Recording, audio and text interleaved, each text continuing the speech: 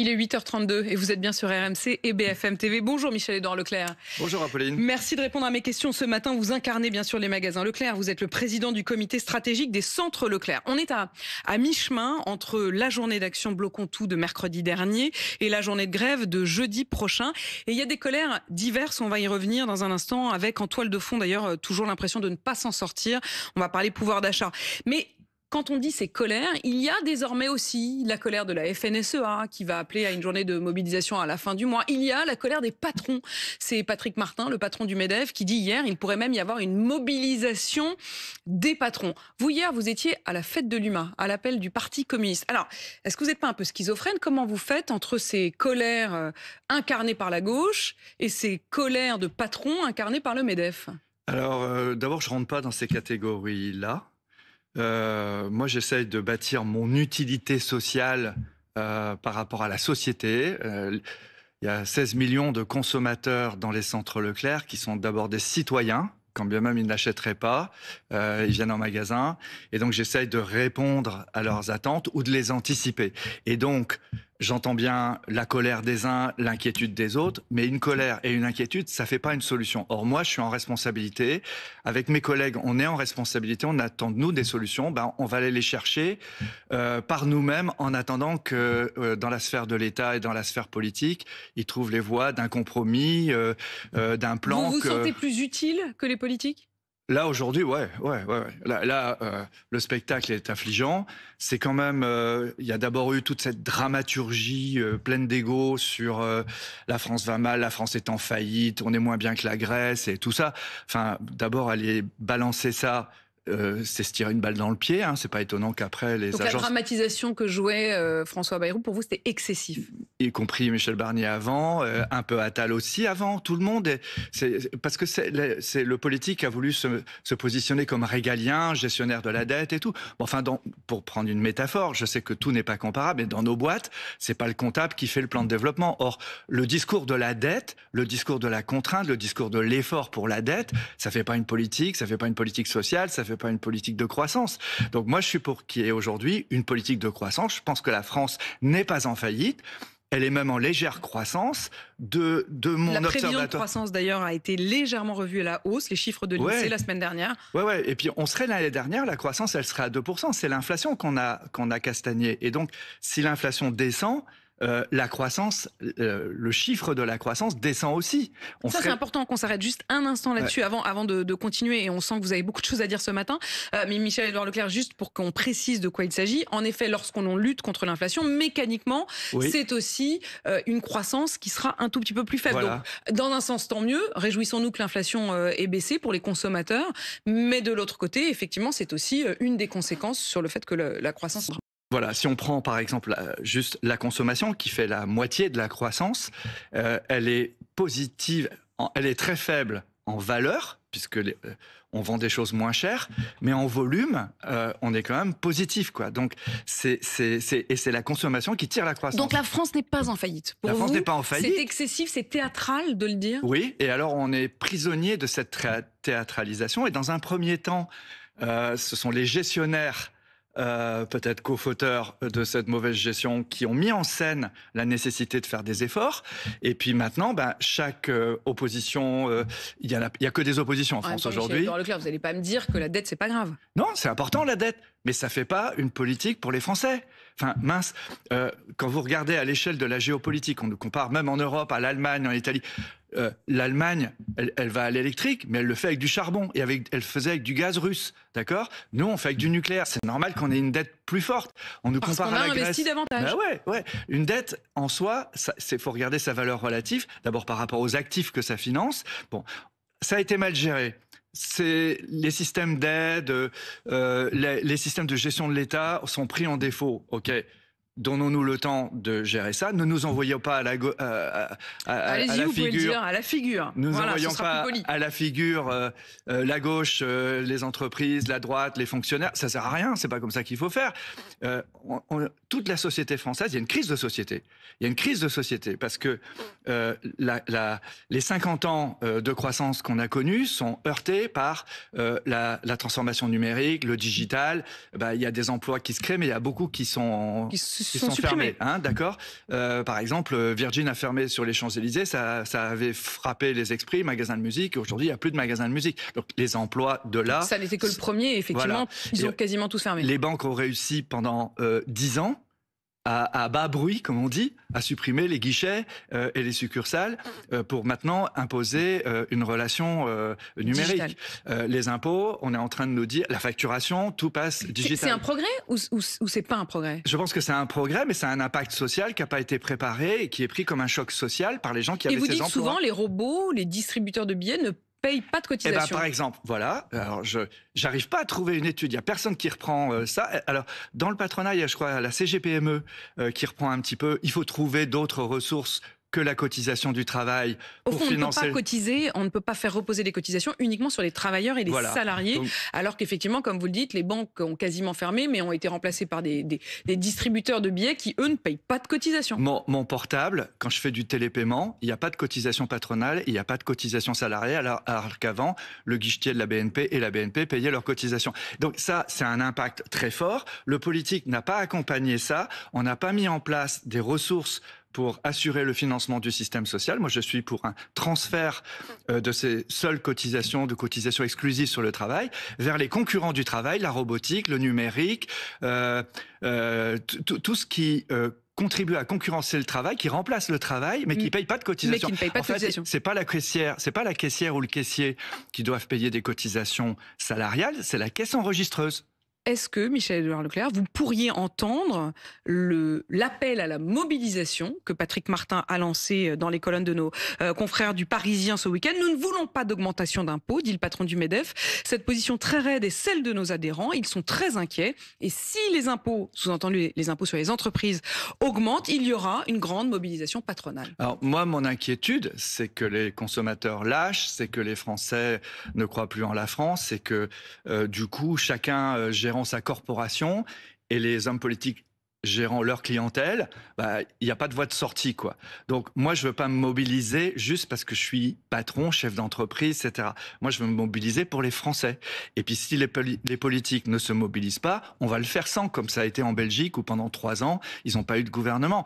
On a un plan, nous, dans les centres Leclerc, un plan 2035 de décarbonation, de travailler sur l'origine des produits, mais vous ne etc. répondez pas sur les impôts. Ouais. Est-ce que vous avez une forme d'inquiétude que vous partagez avec d'autres patrons sur l'augmentation des impôts sur les entreprises? Moi, je suis contre, je vous l'ai déjà dit plusieurs fois quand on s'est vu, je suis contre toutes les formes de taxes parce que à chaque fois, de toute façon, c'est le consommateur qui les paye. Il n'y a pas de secret.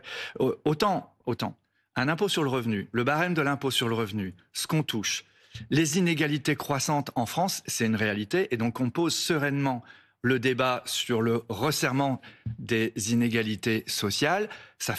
On le fait en travaillant sur une politique de revenus, sur la relance des salaires, la sortie de la trappe à bas salaire, rapprocher le salaire net du salaire brut.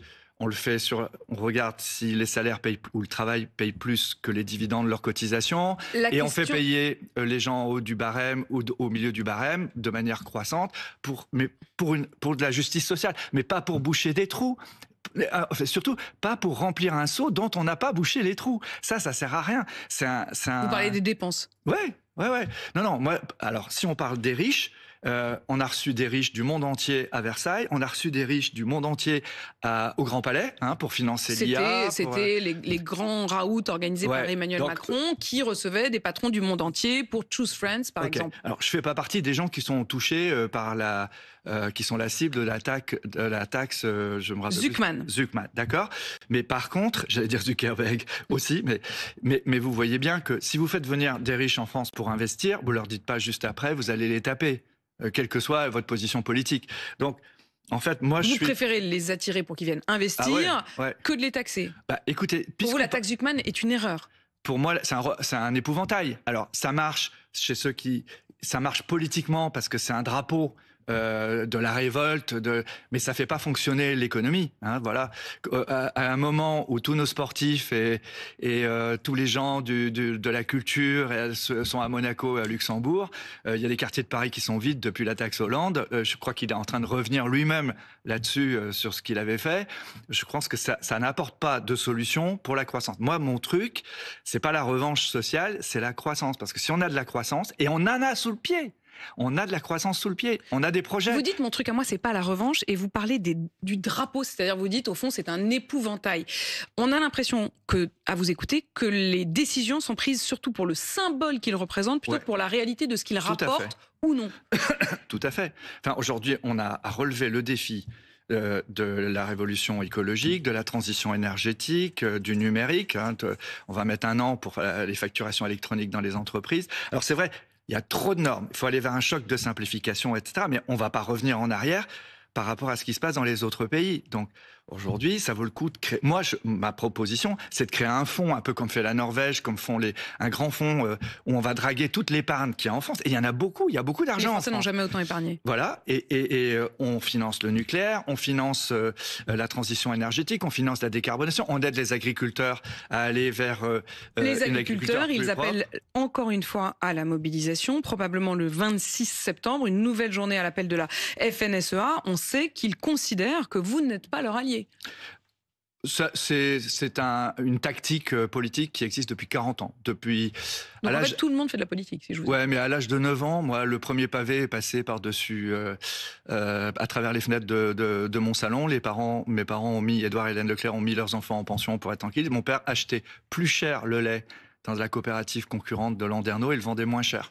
Et donc ça a commencé comme ça et on est devenu le bouc émissaire systématique. Vous estimez que c'est une injustice qui dure depuis votre enfance? C'est une tactique politique que se désigner un bouc émissaire. Ouais, vous savez, j'ai été mari d'agricultrice pendant 17 ans et j'avais pas le droit de le dire. Elle avait pas le droit de le dire. Elle était labourée et je recevais des tracts pour aller manifester à Leclerc pratiquement toutes les semaines. Donc c'est pour vous dire que je connais bien la mécanique. Non, aujourd'hui.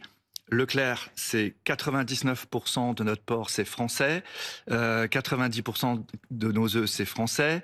Le gros de ce qu'on vend est français. C'est 18 000 contrats d'alliances locales avec des petits producteurs et c'est même pas négocié. Hein, mais je vous trouve étonnamment optimiste, Michel-Édouard Leclerc, quand je compare avec vos concurrents et parfois alliés, parce qu'on a l'impression que vous êtes un peu la grande famille des distributeurs, mais en même temps, il y a quand même une véritable guerre entre vous.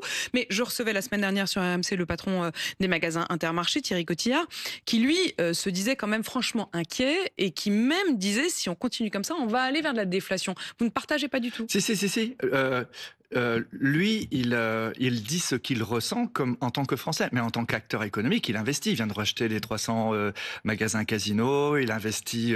Donc l'entreprise va bien? Ouais. Et nous sommes des entreprises qui... Et d'ailleurs, ce que je trouve extraordinaire, vous voyez, on vient chez vous, Dominique Schoelcher, Système U, Thierry Cotillard, Intermarché, etc. Mais je ne sais pas si vous les invitez ou s'ils refusent de venir, mais ce serait quand même bien que les Français voient aussi des boîtes industrielles qui marchent, L'Oréal, Danone et tout ça. Alors, on les invite, mais effectivement, j'ai toujours cherché, par exemple, à recevoir le patron de Coca-Cola France, mais impossible de le faire venir à un micro en direct. Je pense que ce serait bien. Je réitère cette invitation. Je pense que ce serait important que et puis le patron de Danone, on ne les entend plus. On les entendait du moment où il disait que c'était pour le social et que c'était un progrès social que de manger des yaourts. Mais pour ce qui est ensuite du pouvoir d'achat, on n'arrive pas à les recevoir. Effectivement, je profite de l'occasion pour le dire. Michel-Édouard Leclerc. Mais au moment de cette crise du politique, c'est important que des acteurs de la société civile viennent dire comme marqueur de la qualité du travail en France, de la qualité de la production française, qu'on vienne témoigner de ce que la France continue à être en marche, quoi. Et quand on est le pays, en 4 ans, on a redressé Notre-Dame qui avait brûlé. Les budgets sont à l'équilibre. Il y a même des riches qui ont surpayé, hein, et ça a super bien marché. Les Jeux Olympiques. Donc on sait faire. On sait faire. Les Jeux Olympiques, on est la première destination mondiale de tout. Tout le monde critiquait l'organisation des Jeux Olympiques. 100 millions de visiteurs. Le premier monument visité en France, c'est plus la Tour Eiffel, c'est Notre-Dame. Vous n'allez pas me dire qu'il n'y a pas des gens qui en ont profité, la restauration, l'hôtellerie, etc. Donc, il y a un côté, comment on dit quand on aime se faire du mal. Ouais, non. Il y a une vraie colère sociale. Masochisme. Il y a une vraie colère sociale. La France est masochiste, dites-vous. Il y a une vraie colère sociale parce que c'est vrai que aujourd'hui, c'est très difficile de s'enrichir ou de gagner sa vie avec le travail. Ça, le travail ne paye pas assez. Le travail ne paye pas assez. Et ça, c'est un vrai sujet. Vous êtes employeur. Oui, mais justement, le travail ne paye pas assez parce qu'il y a une trappe à bas salaire, parce que, en fait, il y a trop de cotisations et de contributions sur le seul travail physique, alors que, je vous le disais, les robots, le numérique qui concurrence le travail ne payent pas. On serait dans Blade Runner, hein, où les réplicants travaillent pour, normalement, les hommes. Et là, c'est les hommes qui travaillent pour les réplicants, quoi. Ouais. Michel-Édouard Leclerc, l'inflation fini. Les prix n'ont quasiment pas augmenté. C'est momentanément fini. Ah, c'est momentanément fini. Ouais. Ça veut dire quoi? Ça vous alertait sur le fait que ça pourrait reprendre? Aujourd'hui, il y a une vraie bagarre sur la téléphonie, il y a une vraie bagarre sur l'énergie. On a la chance, c'est que le pétrole est descendu, même si le dollar nous oblige à racheter plus cher. On a la menace des taxes, mais structurellement, l'adaptation de la France à la transition énergétique, les investissements qu'il y a réalisés vont coûter cher. Jacques Attali parle d'inflation décennale. Donc mon boulot à moi, le boulot des distributeurs, la concurrence entre les distributeurs va être de rendre une économie plus vertueuse, plus décarbonée à l'égard de l'environnement ou de la santé et de l'alimentation. Mais est-ce que ça veut dire, Michel-Édouard Leclerc, il y a une tendance à l'inflation. Quand on regarde au mois le mois, effectivement, là pour l'instant, ça reste assez stable. Mais si on dézoome, l'inflation va reprendre. En tout cas, elle n'est pas on n'est pas terminée. revenu en arrière. Hein, c'était Thierry Cottière le dit lui-même. C'est 20% dont était cette hausse des prix. Elle est on n'est pas revenu au prix d'avant l'inflation. 20% des avoirs annuels des Français ont été tapés par cette inflation qui, je vous rappelle, est quand même vachement spéculative. Hein. J'avais demandé des commissions d'enquête parlementaires. Les prix du blé, les prix... Et ça vous montre aussi que je ne suis pas anti-parlementaire. Je crois au primat du politique collectif sur la décision de l'économie privée. Mais quand même là, ils ne se sont pas décarcassés quand même beaucoup pour aller chercher les origines de l'inflation. Michel-Édouard Leclerc, les prix, en tout cas récemment, n'ont pas forcément significativement augmenté. Le Secours populaire a pourtant publié ce week-end son baromètre de la précarité. Un tiers des Français disent avoir des difficultés financières pour se procurer une alimentation saine qui permettrait 3 repas par jour. Est-ce que vous le constatez? Oui. C'est pour ça qu'on a mis d'ailleurs le Nutri-Score sur nos marques premier prix, la marque Eco+, parce qu'on disait toujours, le premier prix, c'est de la merde et tout ça. Donc nous, on met le Nutri-Score. On affiche l'indication d'origine. D'accord? Comme ça, les gens peuvent choisir. Les 4 premiers ingrédients d'un produit, on indique l'indication d'origine. Et maintenant, on va mettre le poids carbone. Tout le monde ne sait pas lire le poids carbone, mais est-ce que c'est ça qui détermine l'achat? Qu'est-ce qui détermine l'achat aujourd'hui? Étant le champ du choix du consommateur, ça accompagne le consommateur, ça rend accessible des produits plus vertueux. On peut les choisir, on peut refuser d'acheter des produits qui étaient chers et qui étaient moins bons pour la santé, des produits hyper transformés, et on peut prendre des produits simples, on peut même acheter des produits premier prix. Une de vos batailles précédentes, c'était aussi la question de l'accès aux médicaments, faire baisser le prix des médicaments. Ce que dit justement ce fameux baromètre du Secours populaire, c'est que la précarité, elle touche désormais non seulement l'alimentation, on vient de le dire, mais aussi la santé, les loisirs et la vie familiale. Voilà, alors je veux vous annoncer un truc. Ça fait longtemps qu'on a créé des parapharmacies, et comme vous le savez, l'ordre des pharmaciens mène la guerre, et les pharmaciens mènent la guerre aux docteurs en pharmacie qui sont chez nous et qui ont la même formation. Et on peut pas on nous a retiré la vente des autotests pour le Covid. Vous vous rendez compte? Je me souviens de votre bataille là-dessus. Donc là, je vais prendre contact avec l'accord des centres Leclerc. Je vais prendre contact avec l'ordre des pharmaciens pour créer dans l'ordre des pharmaciens, une section des pharmaciens de la grande distribution, comme il y en a dans l'industrie, comme il y en a dans la recherche. Ça, on va le faire. Leur demandez parce quoi? Que nous pouvons participer à avoir une santé moins chère avec des vrais personnels qualifiés, avec des vrais pharmaciens, des pharmaciens qui seront qui auront le cahier des charges de l'ordre des pharmaciens. On va essayer d'aller sur ce territoire-là. Aller sur ce terrain-là. Quel est l'avenir aussi quand on voit Carrefour, et c'est le journal Les Échos qui le raconte ce week-end, Carrefour entre au capital d'une chaîne de supermarchés halal qui s'appelle H-Market. Est-ce que vous estimez que le halal, c'est l'avenir? En tout cas, c'est un besoin. C'est d'abord, beaucoup de nos salariés mangent halal dans les métropoles. Et puis, le halal, aujourd'hui, c'est dans les mains de grossistes. Alors, il y a des querelles de mosquées, des querelles de cahiers des charges, etc. Moi, j'avais essayé de faire ça il y a 12 ans. J'avais attrapé des coups, j'avais arrêté. Mais, vous aviez renoncé. Mais économiquement, vous trouviez ça intéressant? Toute personne, quelle que soit sa culture, a le droit de pouvoir acheter moins cher et de ne pas être aux mains d'un marché trop spéculatif. Vous avez renoncé ou vous pourriez le faire? Non, on peut le faire. Vous pourriez le faire. Vous êtes en projet de le faire? Pour le moment, là, vous voyez bien, dès que je le ferai, je me fais tirer dessus, donc j'attends. Carrefour ne se veut pas tirer dessus? Non, mais sa communication n'est pas incarnée. Je vais trouver le bon moment. Pourquoi il y a des coûts à prendre si on fait ça? Vous pensez que la France n'est pas prête à ce que Leclerc prête sa marque à une marque halal? Il y a des coûts à prendre, oui. Ouais. Merci Michel-Édouard Leclerc d'être... Mais je veux bien en prendre. Allez-y. De toute façon, moi je suis connu du public. C'est pas pour faire simplement ma publicité. C'est les méchants prévôts, c'est les attaquants de Robin des Bois qui font que Robin des Bois n'est pas un petit voleur de la forêt de Sherwood. Vous allez trop loin dans la métaphore là. J'ai un petit peu plus de mal à vous suivre. Et c'est souvent dans les combats qu'on se révèle. Mais pour l'instant, ce combat-là, vous le menez pas. Et j'en ai plein d'autres. Merci Michel-Édouard Leclerc, en tout cas, d'être venu répondre à mes questions ce matin. Président du comité stratégique des centres Leclerc. Il est 8h52 et vous êtes bien sur RMC et BFM TV.